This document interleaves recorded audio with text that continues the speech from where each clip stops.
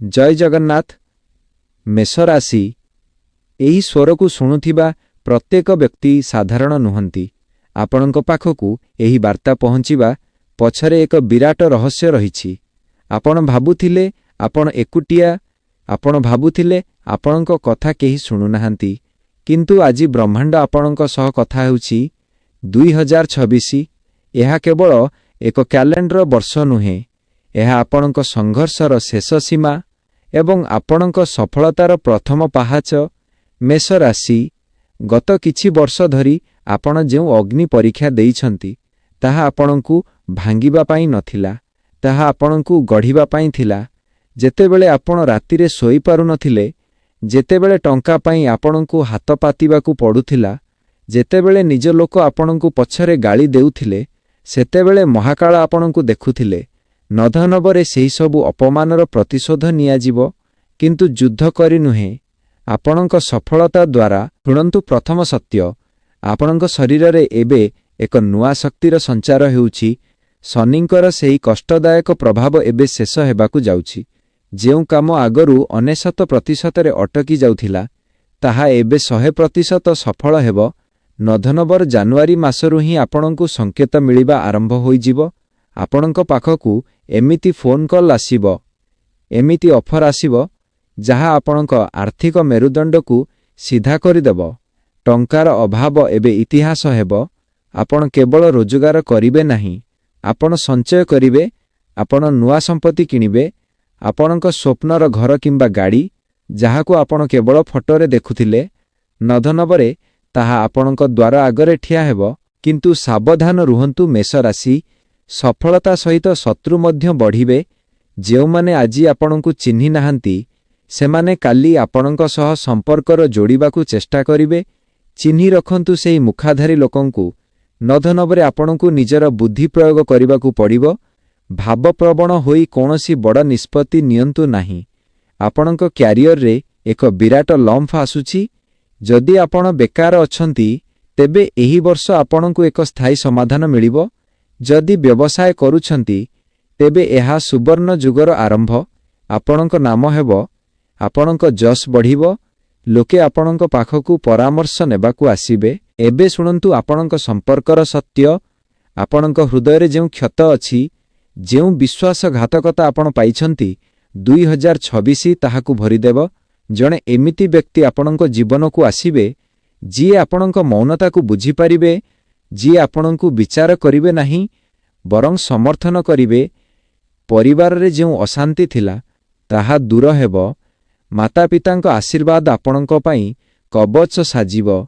नधनबरे आपणकु केवल गोटिए कथा करिबाकु हेबो, निज उपरे विश्वास।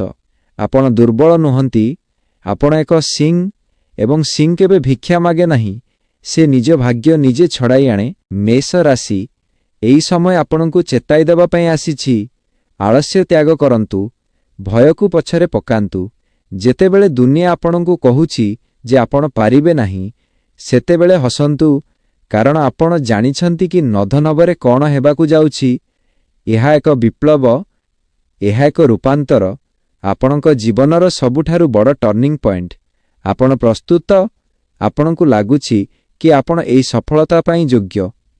जदि हां, तेबे आजि शपथ नियंतु, आपण आउ पछकु चाहिबे नाही, आपण आउ काहारिकु भय करिबे नाही, कारण जगन्नाथ आपणक साथीरे अछंती। एही भिडियो को सेमानंकु पठांतु जेउ माने आपणक उन्नति चाहंती, एवं कमेंट रे लेखंतु मु प्रस्तुत। कारण 2026 केवल एक वर्ष नुहे, एहा आपणक साम्राज्य। जय जगन्नाथ। मेष राशि कथा एतिकिरे सरी नाही, एहा तो केवल आरंभ। आहुरी गभीरकु जाआंतु। नधनबर सेही अंधकार पछरे लुचि रहिथिबा सूर्यालोककु देखंतु।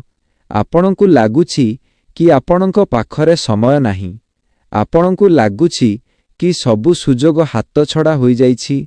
भूल, पूरापूरी भूल। नधनबरे ब्रह्मांड आपणक पई एक नुआ आकाश तैयारी करुछि। एमिति एक समय आसुछि जेउठी आपण जाहाकु स्पर्श करिवे ताहा सुन्ना होई जिवो, किंतु एथि पई आपणकु निजर पुरुणा संस्करणकु मारिबाकु पड़िबो। सेही दुर्बल मेष राशिकु विदाय दियंतु, जिए अन्यमानंक कथारे कांदुथिला। ସେହି ମେଷ ରାଶିକୁ ଜାଗ୍ରତ କରନ୍ତୁ ଯିଏ ପାହାଡ଼କୁ ଚିରି ଝରଣା ବାହାର କରିବାର ସାହସ ରଖେ। ଶୁଣନ୍ତୁ ଆଉ ଏକ ଗୁପ୍ତ ସତ୍ୟ। ନଧନବର ମଧ୍ୟଭାଗରେ ଆପଣଙ୍କୁ ଏକ ଏମିତି ଦ୍ୱାର ମିଳିବ ଯାହା ଆପଣଙ୍କୁ ବିଦେଶ ଯାତ୍ରା କିମ୍ବା ଦୂର ସ୍ଥାନରେ ସଫଳତା ଦେବ। ଯଦି ଆପଣ ନିଜର ଜନ୍ମସ୍ଥାନରୁ ଦୂରକୁ ଯାଇ କାମ କରିବାକୁ ଚାହୁଁଛନ୍ତି ତେବେ ସେହି ରାସ୍ତା ସମ୍ପୂର୍ଣ୍ଣ ସଫା ହୋଇଯିବ। ଆପଣଙ୍କର ଶତ୍ରୁମାନେ ଯେଉଁ ଜାଲ ବିଛାଇଥିଲେ ସେମାନେ ନିଜେ ସେଥିରେ ଛନ୍ଦି ହୋଇଯିବେ। ଆପଣଙ୍କୁ କିଛି କରିବାକୁ ପଡ଼ିବ ନାହିଁ କାରଣ ସମୟ ଆପଣଙ୍କ ପାଇଁ ନ୍ୟାୟ କରିବ। ଆପଣଙ୍କର ପ୍ରତିଟି ଲୁହର ହିସାବ ନିଆଯିବ। ସେହି ଲୋକମାନେ ଆପଣଙ୍କ ପାଖକୁ କ୍ଷମା ମାଗିବାକୁ ଆସିବେ ଯେଉଁମାନେ ଆପଣଙ୍କୁ ପାଗଳ ବୋଲି କହୁଥିଲେ, କିନ୍ତୁ ମନେ ରଖନ୍ତୁ ସେତେବେଳେ ଆପଣଙ୍କୁ କ୍ଷମା କରିବାକୁ ହେବ, କିନ୍ତୁ ପୁଣି ଥରେ ସେମାନଙ୍କୁ ନିଜ ଜୀବନରେ ସ୍ଥାନ ଦେବାକୁ ହେବ ନାହିଁ। ନଧନବରେ ଆପଣଙ୍କର ଆଧ୍ୟାତ୍ମିକ ଶକ୍ତି ବା ସ୍ପିରିଚୁଆଲ ପାୱାର ସର୍ବୋଚ୍ଚ ସ୍ତରରେ ରହିବ। ଆପଣଙ୍କର ଇଣ୍ଟୁଇସନ୍ କିମ୍ବା ଅନ୍ତରାତ୍ମାର ସ୍ୱର ଏତେ ଶକ୍ତିଶାଳୀ ହେବ ଯେ ଆପଣ ଘଟଣା ଘଟିବା ପୂର୍ବରୁ ତାହା ଅନୁଭବ କରିପାରିବେ। କାହାକୁ ବିଶ୍ୱାସ କରିବେ ଏବଂ କାହାକୁ ନାହିଁ ତାହା ଆପଣଙ୍କ ମନ ଆପଣଙ୍କୁ କହିଦେବ। ଆପଣଙ୍କର ଉପାସନା, ଆପଣଙ୍କର ଭକ୍ତି ଏବେ ରଙ୍ଗ ଆଣିବ। ଜୟ ଜଗନ୍ନାଥ। ଏହି ନାମର ଶକ୍ତି ଆପଣଙ୍କୁ ପ୍ରତିଟି ବିପଦରୁ ରକ୍ଷା କରିବ। 2026 ହେଉଛି ସେହି ବର୍ଷ ଯେଉଁଠି ଆପଣ ନିଜର ଭାଗ୍ୟର ବିଧାତା ନିଜେ ସାଜିବେ। ଅଟକନ୍ତୁ ନାହିଁ। ଏହି ଭିଡିଓ ଚାଲୁଥିବା ସମୟରେ ଆପଣଙ୍କ ଭିତରେ ଏକ ଶିହରଣ ଅନୁଭବ ହେଉଛି କି? ଯଦି ହଁ, ତେବେ ବୁଝିଯାଆନ୍ତୁ ଯେଉଁ ଶକ୍ତି ଆପଣଙ୍କ ଭିତରେ ପ୍ରବେଶ କରୁଛି, ଆପଣଙ୍କର ହାତରେ ଥିବା ରେଖା ବଦଳୁଛି, ଆପଣଙ୍କର ଭବିଷ୍ୟତ ଉଜ୍ଜ୍ୱଳ ହେଉଛି। ଆପଣଙ୍କର ସନ୍ତାନ କିମ୍ବା ପରିବାରର ଛୋଟ ପିଲାମାନଙ୍କ ପାଇଁ ଏହି ବର୍ଷ ଅତ୍ୟନ୍ତ ଶୁଭ ହେବ। ଘରକୁ କୌଣସି ମାଙ୍ଗଳିକ କାର୍ଯ୍ୟର ସୁଯୋଗ ଆସିବ। ଖୁସିର ଲହରୀ ଖେଳିଯିବ। ଆପଣଙ୍କୁ ଲାଗିବ ଯେମିତି ସ୍ୱର୍ଗ ମର୍ତ୍ତ୍ୟକୁ ଓହ୍ଲାଇ ଆସିଛି। ମେଷ ରାଶି, ଏହି ଯାତ୍ରା ଅସମ୍ଭବ ମନେ ହୋଇପାରେ କିନ୍ତୁ ଆପଣଙ୍କ ପାଇଁ କିଛି ବି ଅସମ୍ଭବ ନୁହେଁ। ଆପଣ ମଙ୍ଗଳଙ୍କ ସନ୍ତାନ, ଆପଣ ଶକ୍ତିର ପ୍ରତୀକ, ଆପଣ ଅଗ୍ନି, ଆଉ ଅଗ୍ନି କେବେ କାହା ଆଗରେ ମୁଣ୍ଡ ନୁଆଏ ନାହିଁ। ନଧନବରେ ନିଜର ସେହି ଅଗ୍ନିକୁ ବ୍ୟବହାର କରନ୍ତୁ, ନିଜକୁ ଜଳାଇବା ପାଇଁ ନୁହେଁ ବରଂ ଦୁନିଆକୁ ଆଲୋକିତ କରିବା ପାଇଁ। ଏହି ସନ୍ଦେଶକୁ ନିଜର ରକ୍ତରେ ମିଶାଇ ଦିଅନ୍ତୁ। ଆଜିଠାରୁ ଆପଣ ଜଣେ ସାଧାରଣ ମଣିଷ ନୁହନ୍ତି, ଆପଣ ଜଣେ ବିଜୟୀ। ଜୟ ଜଗନ୍ନାଥ। ଲେଖନ୍ତୁ ମୁଁ ଜିତିବି, କାରଣ ବ୍ରହ୍ମାଣ୍ଡ ଏବେ ଆପଣଙ୍କ ସପକ୍ଷରେ ସାକ୍ଷୀ ଦେଉଛି।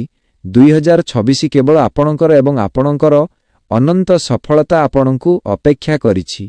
ଜୟ ଜଗନ୍ନାଥ। ମେଷ ରାଶି, ଆହୁରି ଆଗକୁ ଦେଖନ୍ତୁ। କାଲିର ସୂର୍ଯ୍ୟୋଦୟ ଆପଣଙ୍କ ପାଇଁ କେବଳ ଦିନ ନୁହେଁ, ଏକ ନୂଆ ଯୁଗ ନେଇ ଆସୁଛି। ଆପଣଙ୍କ ରକ୍ତରେ ଯେଉଁ ଉଷ୍ମତା ଅଛି ତାହା ବ୍ୟର୍ଥ ନୁହେଁ। ନଧନବର ପ୍ରତିଟି ସେକେଣ୍ଡ ଆପଣଙ୍କ ପାଇଁ ଏକ ସୁଯୋଗ। ଆପଣଙ୍କୁ ଲାଗୁଥିଲା ଆପଣ ହାରିଯାଇଛନ୍ତି, ଆପଣଙ୍କୁ ଲାଗୁଥିଲା ଆପଣଙ୍କ କାହାଣୀ ଶେଷ ହୋଇଯାଇଛି। ମନେ ରଖନ୍ତୁ, ଯେଉଁଠି ଦୁନିଆର ଚିନ୍ତା ଶେଷ ହୁଏ ସେଠାରୁ ମେଷ ରାଶିର ସାମ୍ରାଜ୍ୟ ଆରମ୍ଭ ହୁଏ। ଶୁଣନ୍ତୁ ଏହି ଭୀଷଣ ସତ୍ୟ। ନଧନବରେ ଆପଣଙ୍କର ସାମାଜିକ ପ୍ରତିଷ୍ଠା ଏକ ନୂଆ ଶିଖର ଛୁଇଁବ। ଯେଉଁ ସଭାରେ ଆପଣ ବସିବେ ସେଠାରେ ଲୋକେ ଆପଣଙ୍କୁ ଶୁଣିବାକୁ ବାଧ୍ୟ ହେବେ। ଆପଣଙ୍କ ବ୍ୟକ୍ତିତ୍ୱରେ ଏମିତି ଏକ ଆକର୍ଷଣ ଆସିବ ଯେ ବିରୋଧୀମାନେ ମଧ୍ୟ ଆପଣଙ୍କ ପ୍ରଶଂସା କରିବେ। ଆପଣଙ୍କର ଅଟକି ରହିଥିବା ସରକାରୀ କାମ, କୋର୍ଟ କଚେରୀ ମାମଲା କିମ୍ବା ଜମିବାଡ଼ି ବିବାଦ ସବୁକିଛି ଆପଣଙ୍କ ସପକ୍ଷରେ ସମାଧାନ ହେବ, କାରଣ ଗ୍ରହମାନେ ଏବେ ଆପଣଙ୍କୁ ସଲାମ କରୁଛନ୍ତି। ନଧନବରେ ଆପଣଙ୍କ ପାଇଁ ଏକ ବଡ଼ ଇନଭେଷ୍ଟମେଣ୍ଟର ସମୟ ଆସୁଛି। ଏହା କେବଳ ଟଙ୍କା ନୁହେଁ, ଏହା ହେଉଛି ଆପଣଙ୍କ ଭବିଷ୍ୟତର ମୂଳଦୁଆ। ଯଦି ଆପଣ କୌଣସି ନୂଆ ଶିକ୍ଷା କିମ୍ବା କୌଶଳ ଶିଖିବାକୁ ଚାହୁଁଛନ୍ତି ତେବେ ପଛକୁ ଘୁଞ୍ଚନ୍ତୁ ନାହିଁ। ଏହି ଜ୍ଞାନ ହିଁ ଆପଣଙ୍କୁ ଆଗାମୀ 10 ବର୍ଷ ପର୍ଯ୍ୟନ୍ତ ରାଜା କରି ରଖିବ। ଆପଣଙ୍କର ବନ୍ଧୁ ସର୍କଲ ବଦଳିଯିବ। ଆପଣ ବଡ଼ ବଡ଼ ପ୍ରଭାବଶାଳୀ ଲୋକଙ୍କ ସମ୍ପର୍କରେ ଆସିବେ। ଯେଉଁମାନଙ୍କ ସହ ଠିଆ ହେବା ଆପଣଙ୍କ ପାଇଁ ଏକ ସ୍ୱପ୍ନ ଥିଲା, ସେମାନେ ଏବେ ଆପଣଙ୍କ ସହ ହାତ ମିଳାଇବେ। କିନ୍ତୁ ଗୋଟିଏ କଥା ମନେ ରଖନ୍ତୁ ମେଷ ରାଶି, ଯେତେବେଳେ ଆପଣ ଉପରକୁ ଉଠିବେ ସେତେବେଳେ ନିଜର ଚେରକୁ ଭୁଲିବେ ନାହିଁ।